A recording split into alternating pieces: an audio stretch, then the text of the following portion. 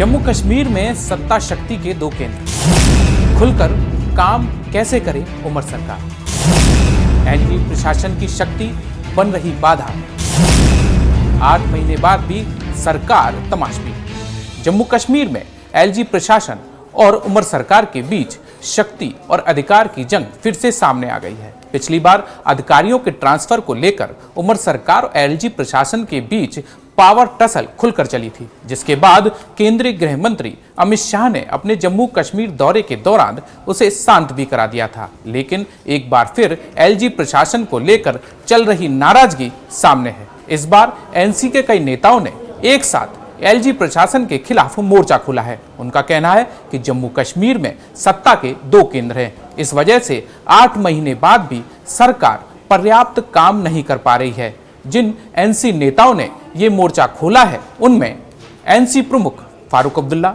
Deputy CM Surendra Chaudhary और मुख्यमंत्री के सलाहकार नासिर असलम वानी शामिल हैं। राज्य का दर्जा बहाल करने की मांग के साथ इन नेताओं ने एलजी प्रशासन के खिलाफ उनके अधिकार और शक्तियों को लेकर अपनी बात कही। नमस्कार, न्यूज़ 18 के इस डिजिटल प्लेटफॉर्म पर आपका स्वागत है। मैं हूं धीरज कुमार दुबे। जम्मू कश्मीर के उपराज्यपाल मनोज सिन्हा द्वारा अपने सीमित प्रशासनिक अधिकारों का दावा करने के कुछ हफ्ते बाद जम्मू कश्मीर के उप मुख्यमंत्री और नेशनल कॉन्फ्रेंस के नेता सुरेंद्र चौधरी ने केंद्र शासित प्रदेश जम्मू कश्मीर में दोहरे सत्ता केंद्रों का मुद्दा उठाया है। उन्होंने कहा कि निर्वाचित उमर सरकार लोगों के लिए पर्याप्त काम नहीं कर पा रही है। उन्होंने उपराज्यपाल से सवाल उठाते हुए कहा कि वो कार्य संचालन नियम यानी टीबीआर से संबंधित फाइल क्यों नहीं लौटा रहे हैं, जो एलजी और निर्वाचित सरकार की संबंधित शक्तियों को परिभाषित करेगा। चौधरी ने कहा कि हमें इस बात का दुख है कि सत्ता संभालने के 8 महीने बाद भी हम अपने युवाओं को रोजगार नहीं दे पा रहे हैं। सुरेंद्र चौधरी ने ये बात जम्मू से सीमावर्ती राजौरी के सुंदरबनी होते हुए सुदूर दद्दल कलासरा गांव के लिए एक बस को हरी झंडी दिखाने के कार्यक्रम के दौरान कही। सुरेंद्र चौधरी ने आगे कहा कि उमर अब्दुल्ला के नेतृत्व वाली जम्मू कश्मीर सरकार देश की अन्य निर्वाचित सरकारों की तरह युवाओं और बुजुर्गों के कल्याण के लिए बड़े फैसले लेना चाहती थी, लेकिन दोहरे सत्ता केंद्रों के कारण ऐसा नहीं कर पा रही है। उप मुख्यमंत्री की इस तरह की टिप्पणियों को दोहराना राजनीतिक रूप से इसलिए भी अहम हो जाता है क्योंकि सीएम उमर अब्दुल्ला की तुलना में वो इस मुद्दे पर ज्यादा मुखर रहे हैं और पिछले साल अक्टूबर में कार्यभार संभालने के बाद से ही लोगों के कल्याण के लिए उपराज्यपाल के साथ सहयोग करने पर जोर दे रहे हैं। राजनीतिक जानकारों की माने तो नेशनल कॉन्फ्रेंस का एग्रेसिव होना बेहद जरूरी है, जो कश्मीर के साथ साथ जम्मू के पीर पंजाल और चिनाब घाटी के कुछ हिस्सों में अपना जनाधार बनाए रखने में मददगार साबित होने वाला है। साथ ही पार्टी को बीजेपी के गढ़ जम्मू, सांबा और कठुआ में मुकाबला करने के लिए प्रेरित करेगा। इससे पहले ये सभी मुद्दे जम्मू कश्मीर विधानसभा में भी उठाए जा चुके हैं।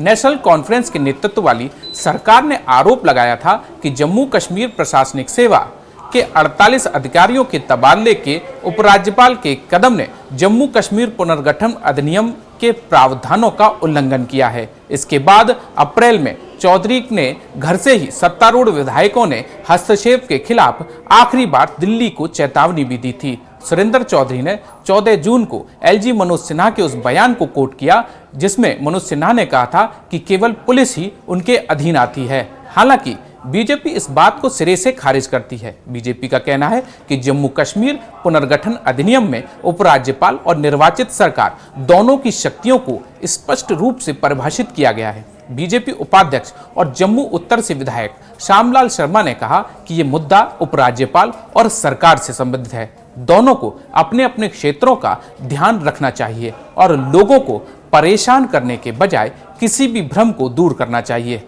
ऐसा नहीं है कि केवल सुरेंद्र चौधरी ही एलजी प्रशासन के खिलाफ एग्रेसिव है। मुख्यमंत्री के सलाहकार नासिर असलम वानी ने भी सत्ता के दो केंद्र को लेकर बड़ा बयान दिया है। उन्होंने कहा कि एलजी प्रशासन के साथ कोई खुला टकराव नहीं है, लेकिन उपराज्यपाल और उमर अब्दुल्ला के नेतृत्व वाली सरकार के बीच गहरा भ्रम है।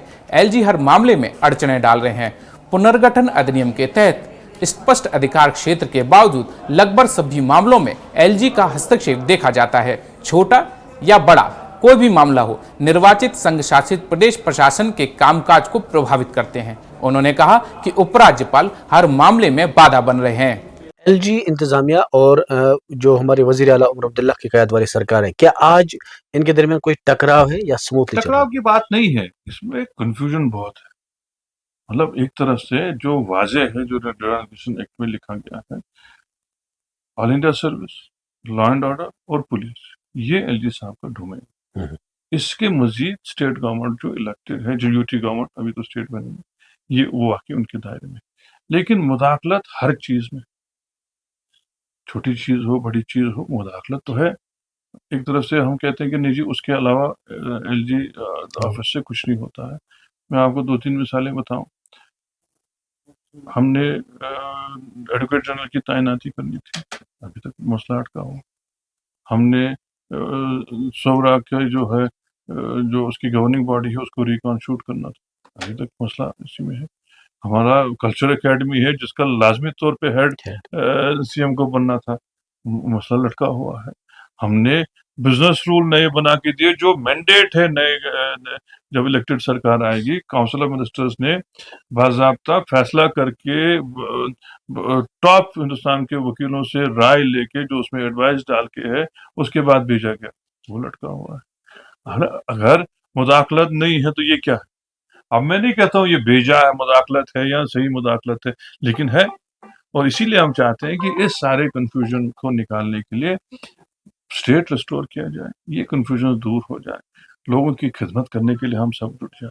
और क्या ही बेहतरीन होता कि अगर ये सारी जितनी जमातें हैं, ये आके इस बात पे, बाकी छोड़िए इख्तलाफ हमको आपस में है, लेकिन ये कोई हमारे ज़ात के लिए नहीं था।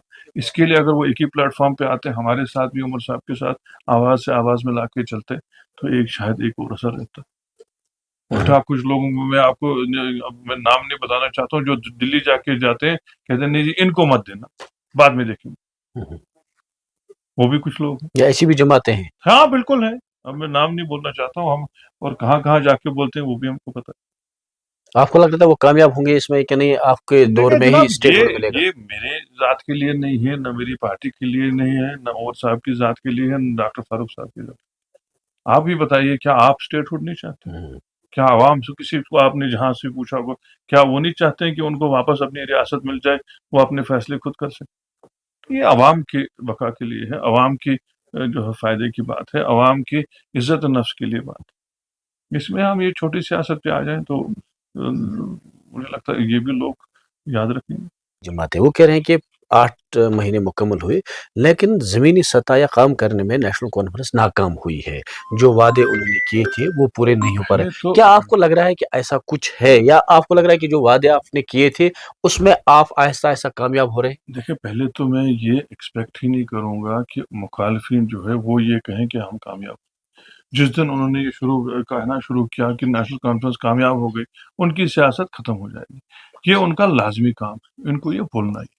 लेकिन ग्राउंड पे आप ये बताइए, क्या हमने कोशिश नहीं की? पहला बजट आया, हमने मैनिफेस्टो की काफ़ी चीज़ें उसमें नहीं डाली। हमने ये कभी दावा नहीं किया कि मुकम्मल पूरी जो बातें हमने कही थी वो एक ही बजट में हो जाएंगी, लेकिन एक शुरुआत तो की। क्या पॉलिटिकली हमने 370 की पार्लियामेंट जो है कॉन्स्टिट्यूशनल गारंटीज की बात नहीं की? हमने रेजोल्यूशन असेंबली में नहीं लाया? क्या वो हमारे मैनिफेस्टो में नहीं था? क्या हमने स्टेटहुड के रेस्टोरेशन के लिए बात नहीं की? क्या हमने बाकी चीज़ें यहाँ दुरुस्त करने की कोशिश नहीं की? छोटी-छोटी पहल से, लेकिन हमने इक़दामात तो लिए। क्या दरबारों को दोबारा रेस्टोर नहीं किया? क्या हमने बच्चों का जो हमने वादा किया था, इनका ये सेशन चेंज हो जाएगा विंटर ज़ोन में, क्या वो नहीं किया? इसी तरह बाकी जितने मामला थे, चाहे स्टूडेंट्स की एज का मामला था, चाहे बाकी मामला थे, वो हमने नहीं किए। लेकिन इनका लाज़मी रोल यही है।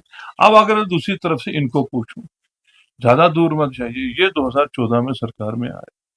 ज़्यादा देर तो चले नहीं, लेकिन आधी मुद्दत तक तो थे। ये उँगलियों पे गिन के बताइए इन्होंने क्या-क्या किया? इन्होंने क्या ऐसे काम किए कि जो हम नहीं कर पा रहे? पहले तो इनको ये भी पता नहीं था कि इनकी सरकार ज़मीन से निकल गई, ये कुर्सी पे बैठ के मीटिंग कर रहे थे। इनको वो पता नहीं था, तो ये बाकी क्या हुकूमत चला? इससे पहले एनसी प्रमुख फारूक अब्दुल्ला ने भी शक्ति और अधिकार क्षेत्र को लेकर एलजी मनोज सिन्हा पर निशाना साधा है। कुलगाम में आयोजित एक कार्यक्रम में एनसी प्रमुख फारूक अब्दुल्ला ने कहा कि जम्मू कश्मीर के उपराज्यपाल मनोज सिन्हा पूरा सिस्टम चलाते हैं, जो कुछ हो रहा है उपराज्यपाल के इशारे पर हो रहा है। मैंने कहा उसके पास पुलिस भी है, IAS अफसर भी है, वो है गवर्नर साहब। मैंने कहा उसके पास पुलिस भी है, IAS अफसर भी है, वो है गवर्नर साहब। एलजी प्रशासन और उमर सरकार के बीच पावर टसल की जंग नई नहीं है। कई बार प्रशासनिक फैसलों को लेकर दोनों के बीच अधिकार क्षेत्र की लड़ाई चली है। इस दौरान मुख्यमंत्री कार्यालय ने एलजी प्रशासन की ओर से फैसलों को लेकर कोई सूचना नहीं दिए जाने तक की बात कह दी है। अब फिर से एनसी का एलजी प्रशासन के खिलाफ रुख इस लड़ाई को नई हवा दे रहा है। अब ये कब तक चलने वाला है और ये कितना उग्र होगा, ये तो आने वाला समय ही बताएगा। देश विदेश की खबरों के साथ जम्मू कश्मीर, हिमाचल और लद्दाख की खबरों के लिए सब्सक्राइब कीजिए। धन्यवाद।